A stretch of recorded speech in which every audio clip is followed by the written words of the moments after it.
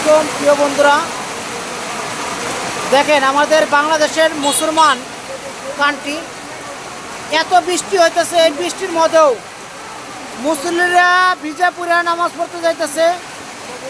অনেক মুসল্লি একসাথে এই যে দেখেন আইতেছে। অতিরিক্ত বৃষ্টিতে অতিরিক্ত থাকার কারণে দেখেন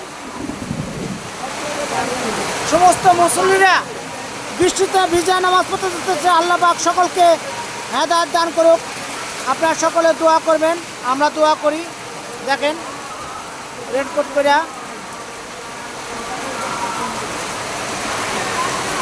আমরা বাংলাদেশের মানুষ, ইসলাম ধর্মের মানুষ, শতকরা 95% মানুষ মুসলমান ধর্মের।